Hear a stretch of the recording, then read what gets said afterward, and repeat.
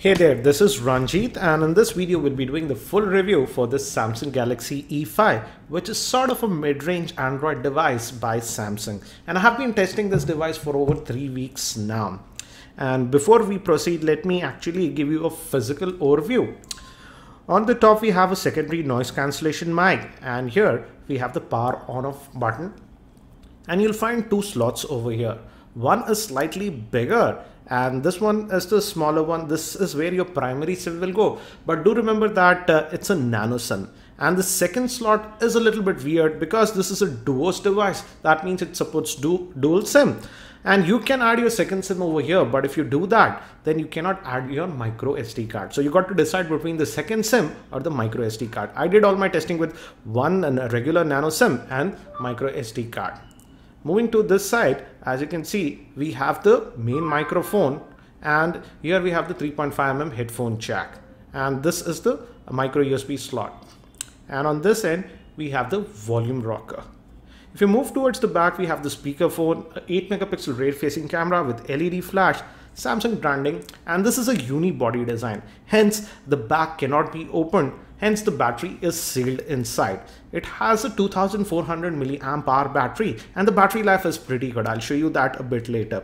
The highlighting factor of this device is the screen quality. It's a Super AMOLED screen, and as you can see, it is actually pretty vibrant. It's a 720p HD screen, and also I would say the phone is pretty thin and it's comfortable to hold in a single hand. But again, if you notice, we have some sensors over here, and we also have a 5-megapixel front-facing camera, and this is the earpiece. And I have to say I made a lot of cellular calls with this, and the cellular call quality was very good on this device. But we don't have any LED notification light over here. If you go down, we again have two touch type capacitive buttons, like on most Samsung phones. One is for this multitasking tray.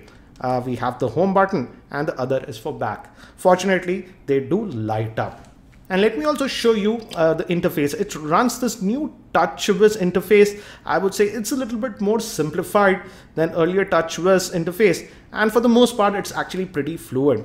We do get some new options. Again, it's very similar to old TouchWiz. If you look at it, you won't find a lot of difference, but there are a few changes. For example, we do have the theme support, and you can quickly apply any theme, and it changes even the icon. For example, we are on the basic Samsung theme. Let me apply the natural one. And if you just hit apply, it takes about a second or so. And now, as you can see, it changes the entire look. Even the icons change. And I thought it would be sluggish after doing this, but surprisingly, it has been performing pretty well even after changing the themes. I'll just go back to the regular theme, and you can easily do this. But one thing to note is that these are the only themes that are supplied. You don't have access to any theme stores or something like that.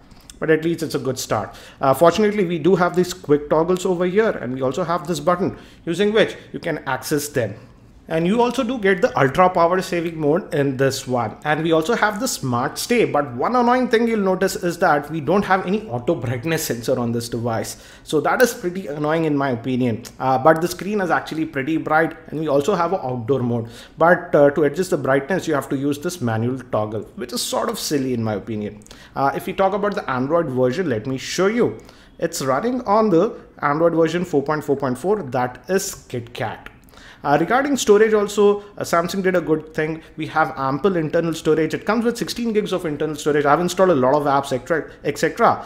So we have a little bit less. But again, in terms of storage, I would say it is pretty good considering the price point of this device. Now, if you talk about the price, this product is available in India for around 15,500 or so at the time of making this video. I'll have the link for Flipkart so that you can check the latest pricing. Now, if we talk about what's powering this device, this is powered by a 1.2 GHz quad-core processor that's based on the Snapdragon 410 chipset, which is 64-bit enabled. The GPU is the Adreno 306. RAM on this device is 1.5 gigs. The screen is a 5-inch Super AMOLED screen. Moving towards the camera, the rear-facing camera is an 8-megapixel shooter with LED flash, whereas the front-facing camera is a 5-megapixel shooter. The battery is 2400 milliamp hour, but it is sealed inside. Now, if we talk about the battery life that I was getting on this device is also very good. And I have to say, I did all my testing with a single SIM, and I would say for most users, it should easily last for 1.5 days. And one incredible thing that I noticed with this device is the standby time is excellent. For example, as you can see, let me show you the screenshot. I did not use the device a lot during this time, but as you can see, I charged it and I must have used it for just 1 hour screen time. And if you notice, on a single charge, it could last me for 9 days, and it was always connected to my Wi-Fi network. So as you can see, the battery life is actually very good, and if you're a light user, I would say you can easily go up to 2.5 days. Let me also show you this. As you can see, the standby time that I got on this device is incredible. So in terms of battery life, I would say Samsung did a very good job with this device. Now, even when we talk about this TouchWiz, and TouchWiz was famous for lag, but I did not notice a lot of lagginess on this device, and I would say it performs actually pretty well. So that's a big thumbs up in my opinion. Again, we have the Chrome browser as well as Samsung's own browser. Let's check the browsing. If you go open the Chrome browser, and it's going to the Samsung's website. Let's just move out to, let's say, this TechMeme, and this is the default keyboard that we get. And the good thing is that we have a number row, and the keyboard did perform actually pretty well. And I'm going to the full version, and as you can see, it's very good. Also, the touch sensitivity is excellent on this device. If you notice, the pinch to zoom, etc., work very well. So in terms of web browsing, etc., it is very good. And with that 1.5 gigs of RAM that we are getting, it was able to handle most of the tasks without any issues. Now, if we talk about the multi-touch points, here also I was very happy. As you can see, it has 10 multi-touch points. So that is great. And as I mentioned, the touch sensitivity is also very nice on this device. But one thing I did notice is that if you fire up the CPU Z app, in terms of sensors, these are the only sensors provided. So these are the basic sensors, and we don't even have Compass app. So I was a little bit worried, how will it perform with GPS? So I did some testing with the GPS. This is the Galaxy E5 that I have, and I'm just using the GPS navigation to check how it performs, because it does not have the Compass app. Head northeast. But as you can see, it is working, and I'm going to take a detour. Let's see if it reflects. Yes, actually, even without the compass, it is functioning pretty well. So for GPS navigation, I think so it'll work fine. So even though it does not have the compass sensor, but in GPS performance, it performed pretty well. So that's nice. And if we now talk about the camera is an 8 megapixel shooter, and the front facing camera is a 5 megapixel shooter.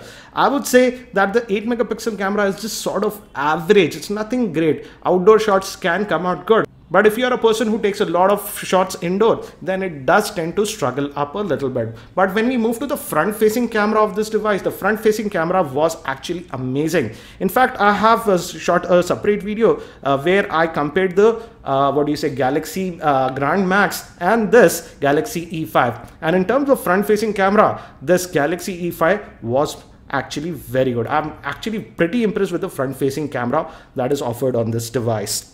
Now, if we move to gaming, here also I had some very good experience. I played some heavy games like Asphalt 8 and even Modern Combat 5, and this device could handle it without any issues. Also, the good thing is that even after extended gaming, it did not exhibit any heating issues. So what do I feel about this Samsung Galaxy E5? As you've seen from the review, it's actually a pretty decent device. Now let me break it down between the pros and cons. Let's first talk about the cons of this device. This device does not support USB OTG functionality. Also, it does not have any LED notification light or even an auto brightness sensor, which is silly in my opinion. And the rear facing camera, though it's 8 megapixel shooter, is very average. And lastly, it does not have 4G support. So this is just a 2G and a 3G device.